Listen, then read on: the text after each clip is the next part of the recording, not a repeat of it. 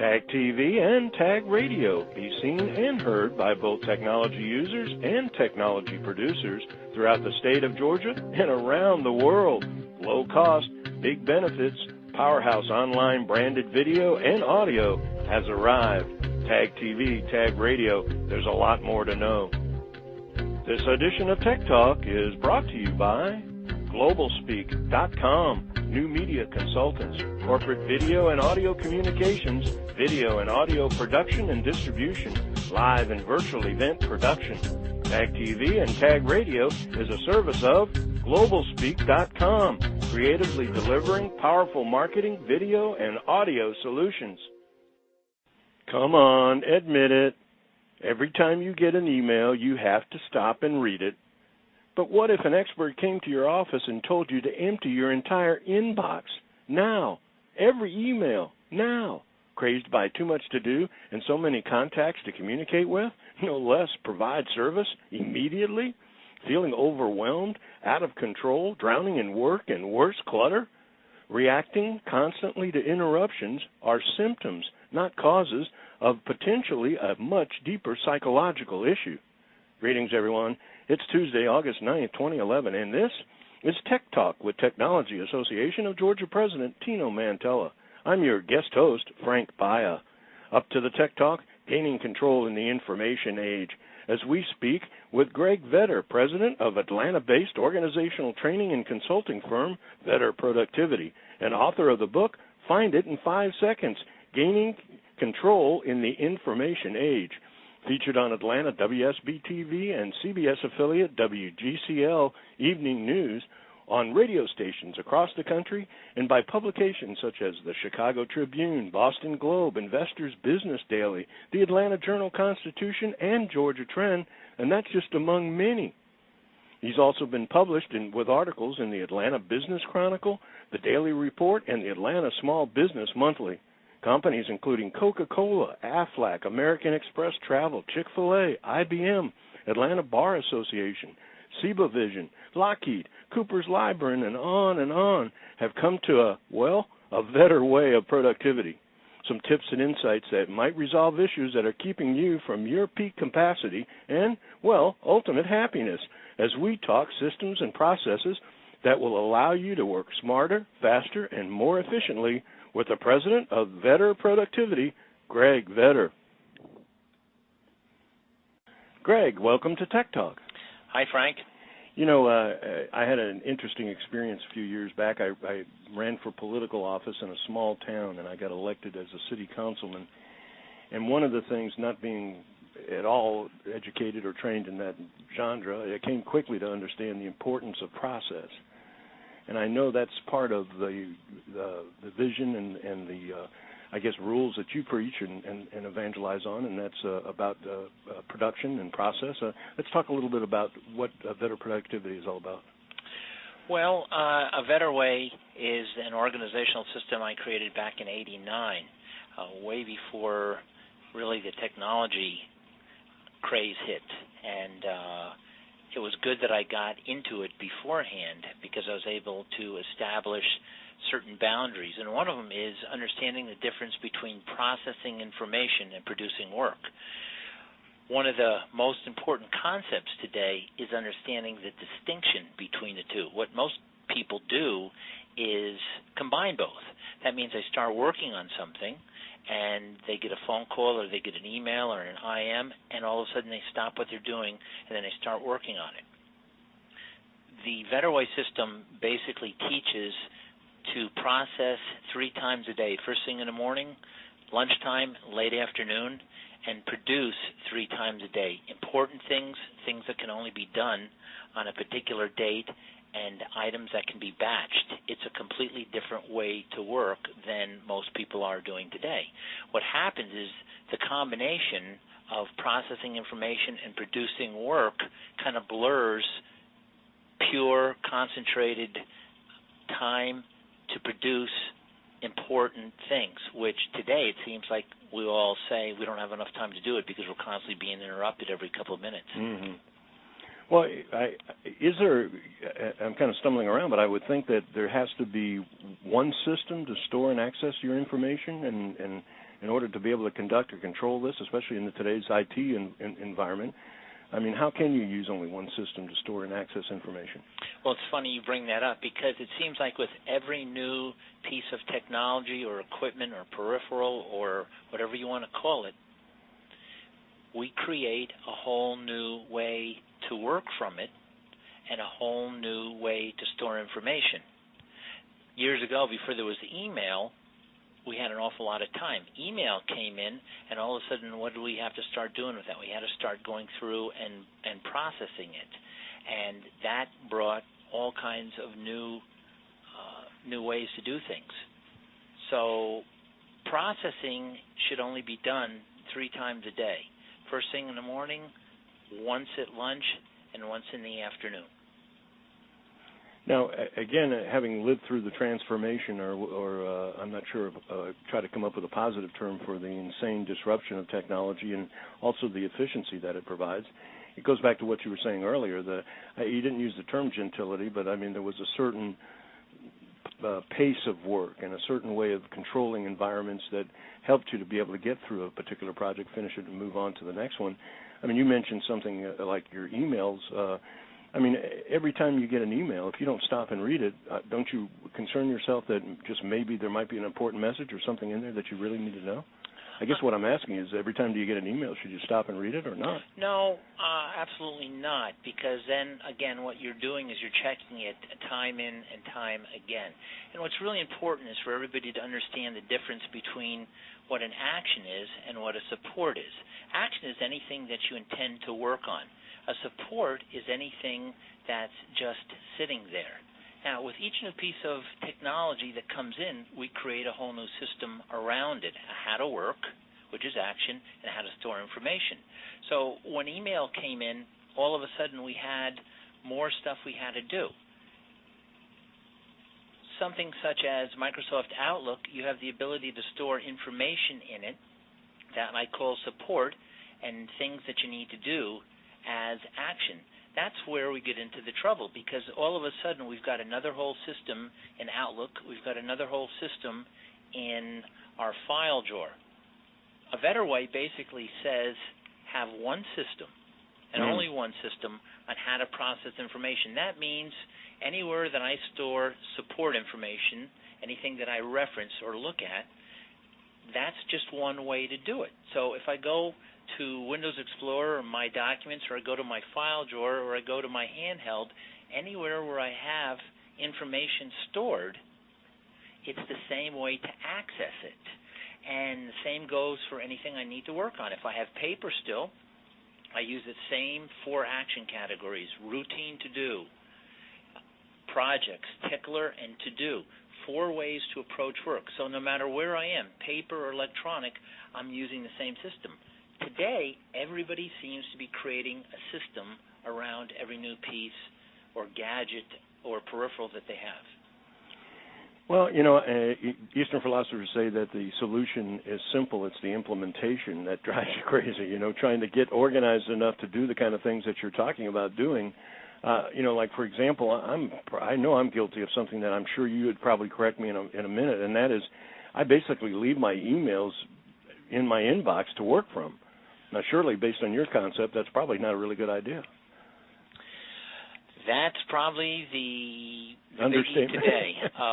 Many years ago, when I would do a workshop, we'd have everybody clear out and clean out their inbox in their email. Well, you know, worst case scenarios might be 100 or something. Today, I had somebody, a director of marketing for a restaurant company, who had over 20,000 emails. Mm-hmm. Now, I don't find that surprising. I mean, I know that you know it is, and obviously it's not. I don't know. I mean, one of the things I'm curious about, and I'm going to go into it a little bit later, is just being addicted to technology. But let's maybe dive in just a little bit more as far as this inbox situation is concerned, because I may not have 20,000, but I'm probably close to being guilty to the same situation. Well, what happens basically, it depends, let's just say Microsoft Outlook, what view you look at. When you go through and process emails, processing is not doing.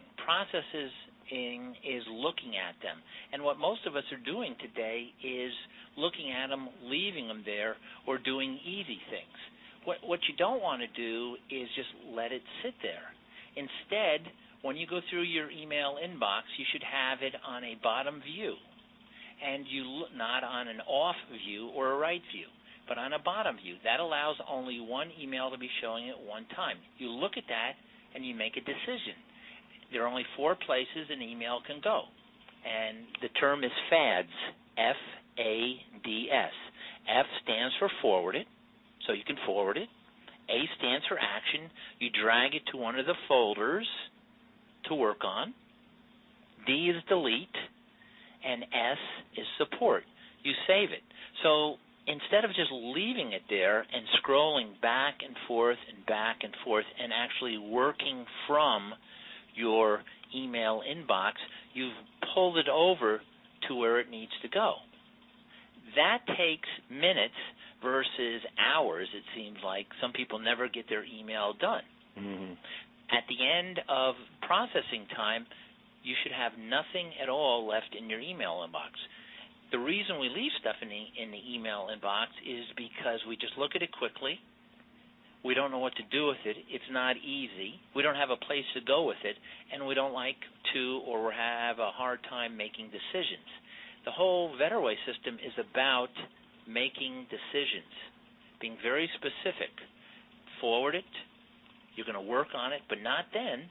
You're going to delete it, or you're going to save it to support. Now, let me just throw in here, too, and I'm sure I can hear everybody moaning on this, but when you save an email to support, which is FADS, F-A-D-S, support, you should be saving that to Windows Explorer under My Documents under one of 12 or less support categories.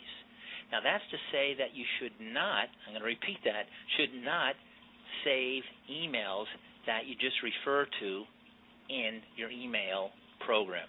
Why? Ask yourself, how many folders do you have right now in your email?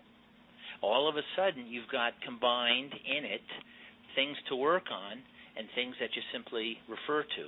In a Vetterway system, what happens is the only thing you'll have in your email program are simply things to work on. So there's no thought given.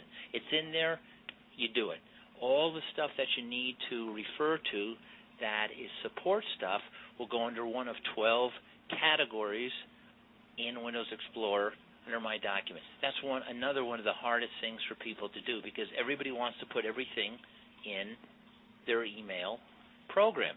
Drag it over to a person, drag it over to a project, and then do a search. I can honestly say I've never done a search in Outlook. Well, I just really was trying to hold on to my moan as you were saying that, because once again, I keep thinking of an old country song that a line from it that Chris Christopherson wrote about, "You've been reading my mail." I mean, I'm guilty of just about every single thing and bemoan everything that you're talking about, knowing full well that it's going to benefit me. Talk a little bit. There's an old saying that it either to get something done, you either need to incentivize or have a penalty to make somebody do something. Surely, is productivity the answer? Is that what we're gaining out of all of this? Is the obvious, simple, or easier way to conduct work and being more productive? And I guess that kind of leads into another question, and that is, based on all of this, can you really kind of give us your opinion as far as, are people more productive at work today than, say, they were a few years ago? Well, technology is obviously a double-edged sword. I believe technology is phenomenal, but when I'm working with people, I believe that they need to, with technology, limit it, get the best one, and completely learn it. Mm-hmm. And my experience is that's not true. Mm-hmm. There's a software program, so somebody buys it, they put out the money, they learn a little, they use a part of it, and they create yet another system. Now, if they're going to use it, use it. The whole idea is to basically create what I call a QT every day, a quiet time. What a quiet time is 20% of your workday. Now, it's the old 80-20 rule. We've all heard of that before. 20% of your day. So if you work a 10-hour day, you're going to take 20% of your 10-hour day, and that's 2 hours. And what we're looking for is uninterrupted 2 hours every day. If people did that one thing, just that, their life would change. Instead, we work from email and we work from telephone calls. We work from everything rather than that one most important thing. When somebody goes through and uses a system, the idea is they can generally basically save about 2 hours a day.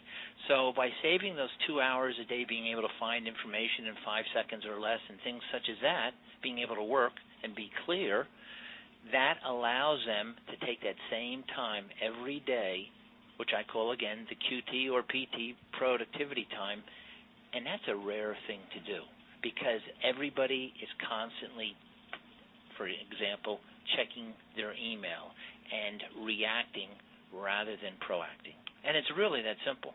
It's hard to do, but it's that simple.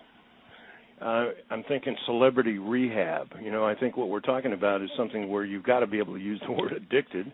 And how do you, well, first off, do you think people are addicted to technology? And if they are, how do you get them to break the addiction? How many hours is this program? Addicted, absolutely. 1 in 3 people today is addicted to a substance. 1 out of 3. Now, if you think about what runs a lot of the Internet, what particular type of stuff people look at, that's probably one of the biggest growing addictions there is today. Mm-hmm. Now, if you think about how much time are we spending staying out of that area just on the Internet, what's the statistic, 5 hours a day with a child in media? And the more and more people that get into this, the easier they are to be addicted to it. Meaning it's a place to go. It's like a comfort food. It's no different than any other type of addiction. Sex, gambling, liquor, religion, you name it. How do you get out of that? That's another whole story. Being aware that you are addicted, which is typically one of the signs of addiction. You don't know. So it's a funny situation. The first characteristic of any addiction is you're in denial. You don't know that you're doing it. But from what I can see with most clients today, they're spending more and more and more time on it, and then they go home and then they work on it. Well, and I'm thinking as you're speaking, Greg, that with new technologies, these cloud capabilities, the whole idea of apps, as we all have come to call them, making it easier and easier to stay on that connected course that you're talking about, having a place to go, and so one would think that if it's almost a case where if you're involved with technology at all, the likelihood is, if you're not addicted, you're going to have potential to be addicted. You've got the potential to do it. Talk a little bit about, and we unfortunately are quickly running out of time, but about your productivity system, what you call a better way. In this whole environment, is it simple or difficult to use as far as the information age? Well, it's simple to use. It's difficult because as time goes on, more and more of us are spending more and more time reacting. And I've been doing this since 1989. I started Vetter Productivity in Atlanta. And 21 years, 22 years, the work environment has changed. We have email, we have computers. Everything today is, I need it immediately. Mm-hmm. And one thing's proven through the years, any company that reacts will not make it in the long run because they'll burn their people out. And it's kind of an interesting situation today because people need jobs so desperately because of the economy that the corporations can work them as hard as they want. Most sane people, if they could go somewhere else, would, because nobody wants to have to be connected to that day in, day out. The key is really limiting yourself. It's just creating good boundaries. Again, a lot of people don't have boundaries. They eat one too many dishes of ice cream. They have one too many beers, et cetera, et cetera. They stay up too late. They don't exercise. They stay on and connected too long. Well, and unfortunately, we're quickly running out of time. Tell us, is there obviously a website? How do we connect to Greg Vetter, and how do we find out more if we're interested in learning more about the Vetter way? Well, VetterProductivity.com is one way, or the easiest way is to call 404-250-1727. I've got a great weekly tip called Tip for a Vetter Week. It's very small. It's just a quick 12-second read, and it's a radically different way to approach how to work today that I've been using, again, since the late 80s. I had a friend of mine I mentioned today that you were going to be on the program, and he said you got to ask him, what does P 6 times a day stand for? P 6 times a day. PPP, PPP. That means process information, process information, process information. Beginning of the day, lunchtime, late afternoon. Produce, produce, produce. Work on important things, work on things that you can batch, and work on things that can only be done on a particular date. And that's the whole Vetterway system, peeing 6 times a day. Well, Greg, I would normally close with thank you so much for taking time out of your busy schedule. I got a feeling yours is quite organized, even busy as I'm sure, but not hectic as a lot of our listeners, and I'm sure they've learned a lot and they're going to want to learn more. So, well, Greg, thank you for taking time to join us today on Tech Talk. Frank, thanks for some great questions.